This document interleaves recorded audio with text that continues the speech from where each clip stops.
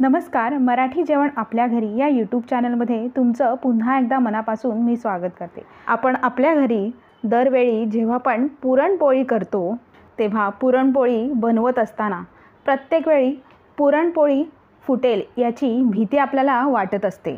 तर यासाठी मी आज अशी एक माहिती किंवा टिप्स म्हणूया आपण सांगणार आहे की ज्यामुळे आपली पुरणपोळी कधीही फुटणार नाही किंवा तिची भीतीही आपल्याला तशी वाटणार नाही.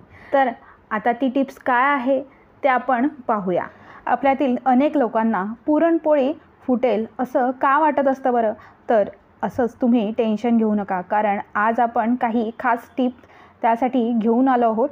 दरवर्षी श्रावण महिन्यात अमावस्येच्या दिवशी बैलपोळा सण खूप मोठ्या प्रमाणात साजरा केला जातो. महाराष्ट्रात खास करून विदर्भात हा सण खूप मोठ्या जल्लोषाने साजरा केलेला आपल्याला दिसतो.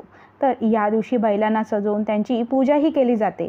या दिवशी पुरणपोळी हा पदार्थ नैवेद्य म्हणून बैलांना दाखवला जातो. खरं तर पुरणपोळी खास करून सणासुदीला आवडीने बनवली जाते, पण अनेक लोकांना पुरणपोळी फुटेल याची भीती वाटत असते. तर यासाठी आपण हे महत्त्वपूर्ण माहिती बघणार आहोत.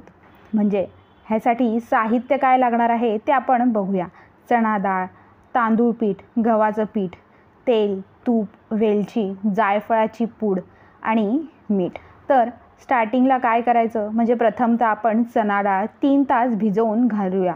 त्यानंतर स्वच्छ पाण्याने धुवून ती कुकरमध्ये चांगली शिजवून घेऊया. शिजवलेल्या डाळीत वेलची आणि जायफळाची पूड टाकूया.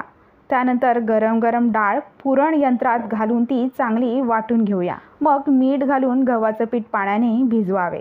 त्यावर तेल टाकून पीठ चांगले मळून घ्यावे आणि मग पिठाचा गोळा करून छान पातळ पोळी लाटावी. पोळीचा वाटीसारखा आकार करून त्यात पुरण यंत्रात वाटलेला डाळीचा गोळा टाकावा आणि हाताने पुरणपोळी थापावी. गरम तव्यावर तूप घालून ही पुरणपोळी भाजावी. नंतर ती ताटात वाढत असताना पुरणपोळीवर गरम गरम तूपही घालावे. मग पुरणपोळी भाजताना गॅस मंद आचेवर ठेवावा. पुरणपोळी लगेच डब्यात भरू नये, कारण ती कागदावर गार होऊ द्यावी. पुरणपोळी चांगली भाजू द्या. मग अनेकदा व्यवस्थित न भाजल्यामुळेही पुरणपोळी फुटते.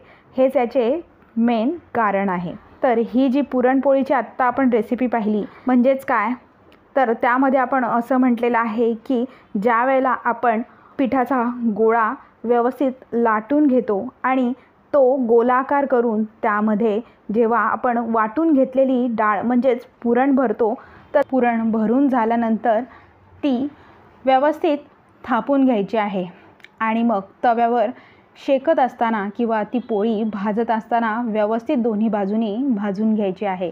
तर तेव्हा या टिप्समुळे आपल्या पुरणपोळी अजिबात फुटणार नाही. अशा प्रकारे ही जी पुरणपोळी बनवण्याची आपण जी पद्धत इथे पाहिलेली आहे, तर या पद्धतीलाच विदर्भ स्टाईल पुरणपोळी असेही म्हणतात. तर आता तुम्हाला ही पुरणपोळीची माहिती कशी वाटली बरं, हे मला कमेंट करून नक्की सांगा. आणि जर तुम्हाला हा व्हिडिओ आवडला असेल तर चॅनेलला लाईक, शेअर आणि सबस्क्राईब करायला मात्र विसरू नका. तोपर्यंत धन्यवाद.